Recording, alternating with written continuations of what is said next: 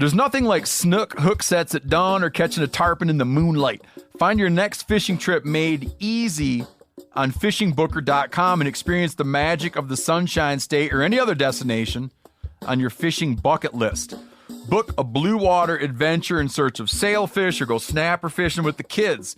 With over 6,000 captains and trips to choose from, planning your next one just got a whole lot easier.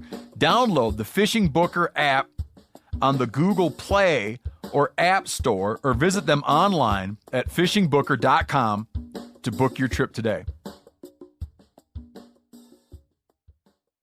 Welcome to the Wired to Hunt Foundation's podcast, your guide to the fundamentals of better deer hunting. And now, your host, Tony Peterson. Hey everyone, welcome to Wired to Hunt Foundation's podcast, brought to you by First Light. Today's episode is all about developing a successful gun hunting strategy built around bow hunting styles.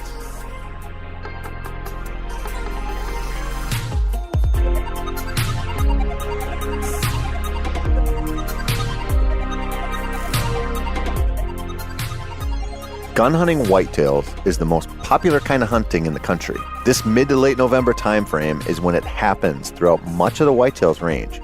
And in some deer-crazy states, it happens to the tune of hundreds of thousands of people hitting the woods, decked out in blaze orange all at the same time. Generally, like 3 or 4 out of every 10 of those hunters will leave the deer shack with a filled tag. The rest, they're eating tag soup. There's a lot of reasons for this, but mostly it's because a lot of gun hunters don't hunt like they should, because they hunt like gun hunters. Now, there's a different way, a better way to do it, which is what I'm going to talk about on this episode right now.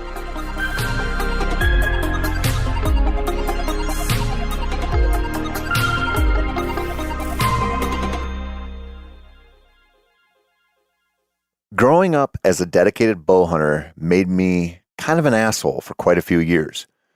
Most of it was just bitterness at my buddies who didn't know anything about deer hunting. They didn't scout, and they still went and sat at the end of a drive during our Minnesota season, and those bastards killed deer. It felt unfair. But as the editor of this podcast likes to say when I'm whining about something, them's the breaks, dude. And he's right.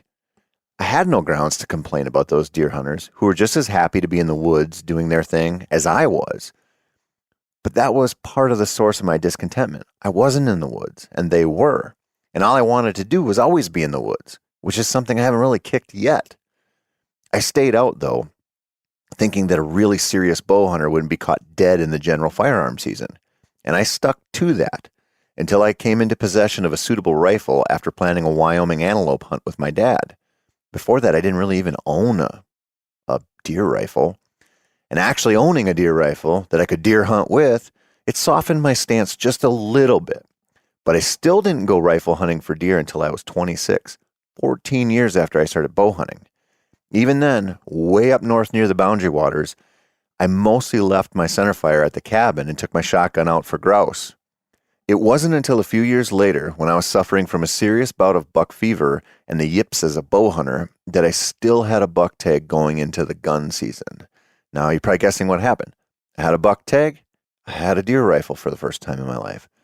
I also, coincidentally, had permission to keep hunting a chunk of land that I'd been bow hunting all season long up in north central Minnesota. There was one buck in there, a 130-inch type of deer that I'd been after since the bow opener. And while I'd seen him a few times, I hadn't had him in range. So I bought a gun tag, and I waited until the landowner had gotten his hunting fix. 6 days into the season, I went in and watched the field where the buck liked to feed. I also listened to a neighbor rattle almost nonstop the entire time. I didn't see anything, and this is only speculation on my part, but neither did he. In fact, I bet that guy's never seen a deer while he was hunting. All right. Maybe that's a little too harsh, but that dude rattled so much. So much. In fact, I was thinking in all of my years that I've been out here in the woods, all season long, I've only ever witnessed a couple of buck fights. And this guy is raging a monster buck fight every 5-10 minutes. Crazy. Anyway, it felt pretty stupid to be deep into the gun season and sitting on an open hayfield, even though that's where I wanted to be, because I knew I could shoot the whole thing. It was a weird feeling going from carrying a bow all season where I might shoot maybe max 40 yards, and yet going out there a couple weeks later and carrying a gun that I could shoot 200, 300 yards with. Now, the deer in that area, they get hunted hard, and they clearly know that waiting until dark is a better strategy than rolling across the wide open while dodging rifle shots. That made me think I got to have a better plan for the following morning. And so I made a better plan. I figured I'd go wade into the cattail slough the buck seemed to frequent. I knew he was bedding in there. I didn't know how much time he was spending in there. I thought maybe that's the place he'd show himself. So I got into that slough in the dark. And then a little after first light, as it so often happens in good cover, I suddenly realized there was a doe standing like 125 yards away. Then I even more suddenly realized the buck I'd tried to kill all fall was standing right behind her. Now listen, I'm not a very good rifle shot. I'm just going to tell you that flat out. So it didn't go as planned with a one shot, one kill type of thing. I did knock him down with the first shot, but he got back up. And I did end up shooting a few more times. It wasn't pretty. But in my defense, the debilitating buck fever that I had plagued me in the bow stand followed me right to that natural ground blind, even though I was carrying a far more lethal weapon, and I really had no excuse for not making a perfect shot. When I stood over that thick-necked buck, I realized a couple of things. Even when we think the deer are probably totally gone, they often aren't. That deer used that cattail slough all summer. I watched him. He was in there all fall. I know it. And then he was in there during the gun season, deep into gun season on pressured ground. If you want to kill a buck with a rifle or a shotgun and you hunt pressured ground, it made me realize you got to kind of think like a bow hunter. This has paid off for me almost every single time I've ever picked up a rifle in Minnesota or Wisconsin, and often results in 50 or 60 yard shots in the cover. It's also something you should think about if you're going to partake in the general gun season. But first, you've got to understand what most of us get wrong when we throw some shells in the pockets of our blaze orange coveralls and wish the rest of our hunting party good luck before we head out. The first thing is the luck part. An awful lot of gun hunters are banking on luck to send a buck their way. They think if they sit long enough, one of the neighbors will bump a deer in their direction. And listen, that happens. But counting on it is probably a bad idea. You don't have to get lucky to kill deer, even though it helps. The second thing that gun hunters tend to get wrong, in my opinion, is that they have their quote-unquote spot, their one spot. This will almost always be a ladder stand or a box blind that allows them to see from one end of the field to the other, or for 500 yards up and down a power line cut. It might be on a slight rise near a huge clear cut, or where a fire lane has been cut between a pine plantation and a patch of thicker brush. Wherever it is, you can bet that it'll offer one thing, a good view. Deer hunters in general are hooked on seeing a lot of ground, and rifle hunters, they're the worst. Us bow hunters, we're pretty bad. Rifle hunters, they're worse. This is due, of course, or at least I suspect, to having a weapon that can reach out and touch them. After all, aren't your odds better of filling a tag if you have the ability to see and shoot a couple hundred yards in every direction? Absolutely, provided the deer walk through those spots. But that's fodder for the whole point of this episode, which I'll get into shortly. For now, I'll say one more thing about the general style of hunting that you see in gun season as it relates to the one spot style. Having one stand means you're going to hunt it whether the conditions are perfect or terrible, whether the wind is coming from the north or the south, or the rain is falling, or the field nearby is unpicked, or whatever. The range of a gun and the luck factor are usually enough to get folks to go back to the same spot and sit where they've sat for year after year in hopes that this time will happen. But it's not always the best option. It's an okay strategy for killing deer somewhat consistently in a lot of places. But if you want a mature buck or are hunting in a place with real pressure, which is super common during gun season, that strategy might not pan out that well. This is also an excellent way to witness how quickly deer react to pressure and suddenly stop going where they've been going for much of the fall. And here's the thing about this stuff that I've said on this show over and over. You really have two jobs as a deer hunter. The first is to out-hunt the deer. The second is to outwork your competition. If everyone in your party posts up in a ladder stand to look over wide open ground each day of the season, is your best bet to just follow suit, do what they're doing? Spoiler alert, it's not. Now, if you've got a sweet spot with limited pressure, you might be able to volume hunt one spot until it happens for you. The rest of us, we should consider something different. When I gun hunt, which I mostly do these days in northern Wisconsin, where nearly 600,000 other folks try to shoot a deer at the same time, I always plan for two types of sits. The first is that typical gun stand with a nice shooting rail, a comfortable seat and platform, and room to see. This is an opening day stand, and it might allow me to catch a deer who hasn't fully realized that the World War III level shooting he hears is a super danger to him. This is a stand that might come into play for only opening day, or maybe all of opening weekend. But after that kind of stand is usually a lost cause. And in that case, it's time to go to a portable stand in the cover. Now, this sounds simple, but it's a mental thing. It's very hard to take a scoped, high-powered rifle into a stand that allows for shots that might top out at only 40 or 50 yards. But that's often where the deer will be. I blew the mind of a good buddy of mine who is a die-hard gun hunter a few years back with this strategy. He sits shooting lanes and field edges and generally does what gun hunters do. I felt like the deer I was hunting were going to catch on quick, so I made the move to a staging area in the thick cover by the first afternoon of the season. So we were on different properties, but we were hunting different strategies. And after blanking the entire first day until the late afternoon, I heard footsteps in the leaves, and then I saw antlers.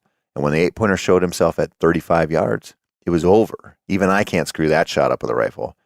I could have killed that buck with a bow in that situation. He was in a spot, traveling in a specific direction that would have kept him in the tight cover until dark. I had a pretty good idea where he was coming from. I had a pretty good idea where he was going. And I had a pretty good idea that he wasn't going to walk out in the wide open. I firmly believe that it only took a handful of hours to remind that deer, a deer that had been through a couple of gun seasons already, that it was time to stay in the thick stuff. This, along with just holing up and not moving much, it's their go-to survival strategy. They do it often, and they do it really, really well. They know that the woods have gone from relatively empty to full of people driving ATVs around and trying to do little mini drives to one another and just generally alerting the whitetail herd to their presence in the woods. Now, this doesn't stop the rut, and it doesn't stop deer from eating. It just changes when and where they do these things. Basically, they do these things where we don't like to go. It's not really mind-blowing, I know. It's old news to anyone who has read hunting articles for a while. But the places we don't like to go are often not what you and I think of. Sure, this could mean an overgrown homestead or a thicket filled with multiflora rows. It might also mean a real swamp. It might mean a single side of a bluff that is steep and pinned between two major roads. It might mean a cattail slough that the deer have been using all season. Now, this all depends on where you hunt and how much land you have to roam. But if your property features some thick stuff, especially in a place that you tend to ignore for some reason, some deer probably dive into it when the gunshots start sounding off. It really is often that simple. But what's not simple is hunting that type of spot. It might be a couple of acres where you think, well, if I can see the edge, I'll shoot them when they come out. But you might actually need to be right in there with them. That's a hard thing for a lot of gun hunters to believe. It's much easier to go to the default stand and hope a buck comes by. Now, a good way to think about finding these deer honey holes is to think about elk hunting in an over-the-counter unit. Since there are plenty of backcountry warriors dead set on hiking as deep as possible, there's no rule anymore that says if you just get far enough from the trailhead, you'll find unpressured bulls. That strategy, it doesn't work very well anymore. People are everywhere. You've got outfitters going in on horses. You've got just regular hunters going in on horses. You've got diehards who think they have to be 7 miles from the trailhead. People are everywhere. They find every spot.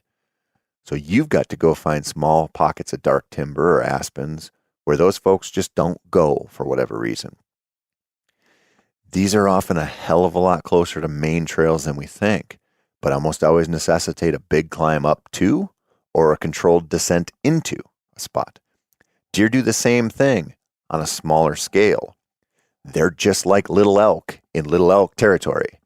They are just tuned in to where we don't like to go, and they'll choose those spots to ride out the gun season. And having one extra ambush option in a place like this can change your entire gun season, especially after the excitement of opening week has died down. When that first Monday hits and the deer seem to have all been sucked up by a UFO's tractor beam and whisked off to the Andromeda galaxy, it is really hard to stay in the game when you know that you haven't seen so much as a button buck from your stand in a day or 2 or 3. One fresh vista, even if it's a tight vista, is all it takes to keep your mental game sharper and to throw the local deer for a loop by doing what their main predator, you, isn't supposed to do. But I'll say this again, it's not easy. If you're going to gun hunt like you'd bow hunt, then you actually have to gun hunt like you'd bow hunt. Riding the ATV down the logging road to within 150 yards of your stand at first light, not going to cut it, guys. You're going to want to get up early, and you're going to want to walk. You're going to want to be quiet. You're not going to want to ignore the wind direction, because that's not going to work out for you. If you're hunting a 2-acre island in a swamp, you can't have the wind blowing right through it. That'll kill your chances so fast it's not even funny. You still have to think through your setups and realize that you're probably not going to get the advantage of being 200 yards away from the deer. This is going to be a close game because you're bow hunting with a gun. They're going to be right on top of you. And they're going to be cagey.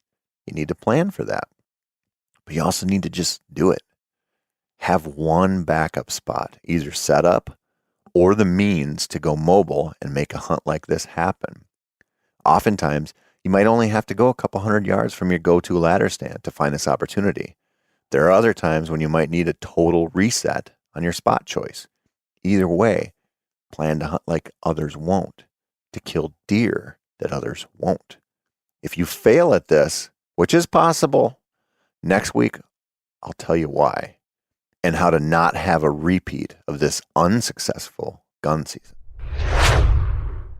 That's it for this week, my friends. I'm Tony Peterson, and this has been the Wired to Hunt Foundation's podcast.